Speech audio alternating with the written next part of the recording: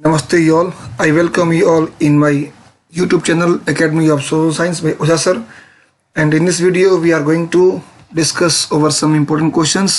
और ये जो सारे क्वेश्चन हैं ये क्वेश्चन है CBSE बोर्ड क्लास 9th के पॉलिटिकल साइंस के चैप्टर जिसका नाम है what is democracy, Y democracy. और ये क्वेश्चंस के सीरीज का दूसरा सेट है, दूसरा पार्ट है।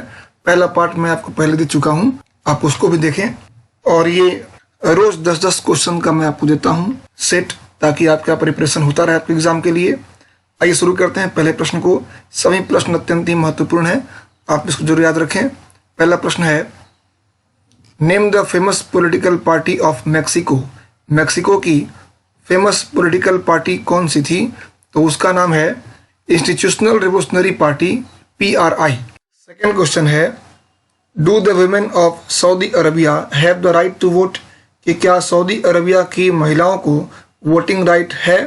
तो इसका आंसर है, the women of Saudi Arabia did not have the right to vote till 2011। Saudi Arabia की महिलाओं को 2011 तक वोटिंग राइट नहीं थी, but now they have been granted the right to vote. लेकिन अब उन्हें वोटिंग राइट दे दी गई है। थर्ड क्वेश्चन है, what does political equality mean. Political equality का मतलब क्या होता है? राजनीतिक समानता का अर्थ क्या होता है? तो इसका उत्तर है, it means that each adult citizen must have one vote and each vote must have one value. इसका अर्थ है कि हर वयस्क नागरिक को एक मत देने का अधिकार हो और हर वोट का वैल्यू एक हो, अर्थात सभी के वोट को, सभी के मत को बराबर महत्व दिया जाए। नेक्स्ट क्वेश्चन है, when did Zimbabwe attain independence from white minority rule. White minority शासन से जिम्बाब्वे को कब मिला इंडिपेंडेंस? तो इसका उत्तर है, इन 1980। 1980 में जिम्बाब्वे को मिला माइनॉरिटी रूल से इंडिपेंडेंस।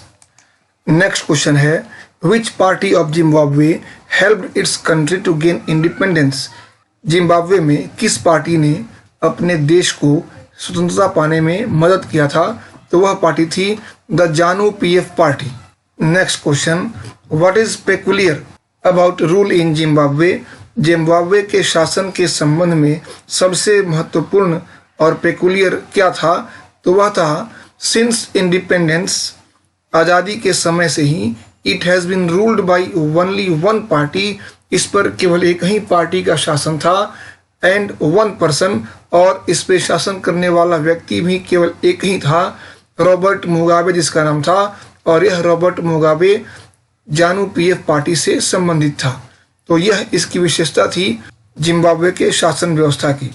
अगला क्वेश्चन है, which country has made its citizenship rules in such a way that people belonging to Russian minority find it difficult to get the right to vote. अर्थात किस देश ने ऐसे नियम बनाए नागरिकता से संबंधित कि रशियन माइनॉरिटी के लोगों को बहुत परेशानी हो राइट टू वोट लेने में? तो वह देश था एस्टोनिया। एस्टोनिया ने अपने सिटीजनशिप रूल्स को ऐसे बनाए कि जो लोग संबंधित थे रशियन माइनॉरिटी से, उनके लिए बहुत ही मुश्किल था कि वो राइट टू वोट का इस्तेमाल करें।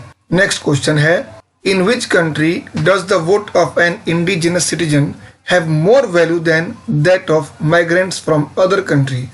किस देश में उस देश के मूल निवासियों के लिए ऐसी व्यवस्था की गई है जिसमें उनके वोट का, उनके मत का वैल्यू, उनके मत का मूल्य अधिक है उन लोगों की अपेक्षा जो लोग दूसरे देशों से आकर वहाँ बस गए हैं?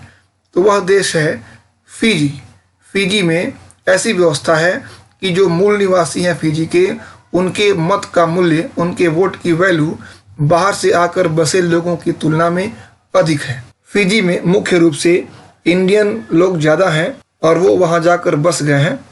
अगला प्रश्न है, on which fundamental principle democracy is based. किस मौलिक सिद्धांत पर डेमोक्रेसी आधारित है? तो वह मौलिक सिद्धांत है पॉलिटिकल इक्वलिटी। डेमोक्रेसी में जो सबसे मूल भावना है, जो मूल सिद्धांत है, वह यह है कि इसमें सबको पॉलिटिकल इक्वलिटी प्रदान की जाती है। राजनीतिक रूप से सब बराबर होते हैं, किसी तरह की असमानता का इसमें पालन नहीं होता है। अगला क्वेश्चन है, who were allowed to contest elections held in 2002-3 in China. China में 2002-2003 के बीच होने वाले चुनाव में किसको चुनाव में हिस्सा लेने के लिए अलाउ किया गया, किसको दिया गया परमिशन? तो वह था चाइनीज कम्युनिस्ट पार्टी और 8 smaller parties allied to it. Chinese communist party को और चाइनीज कम्युनिस्ट पार्टी के साथ जिसका अलायंस है, जो 8 छोटी छोटी पार्टियां हैं, उनको चुनाव में हिस्सा लेने के लिए अलाउ किया गया था। तो इस तरह से ये कुछ महत्वपूर्ण प्रश्न है। अगले वीडियो में और भी प्रश्न मैं आपको दूंगा। छोटे छोटे वीडियो में इसलिए दे रहा हूँ ताकि आप इसको ठीक से जल्दी समझ सकें और धीरे धीरे क्वेश्चंस का जो स्टैंडर्ड है वह 1 मार्क से 3 मार्क और फिर 5 मार्क्स ऐसे ही करके मैं आपको पूरे वीडियोस दूंगा। आप वेट करें। Thank you for watching.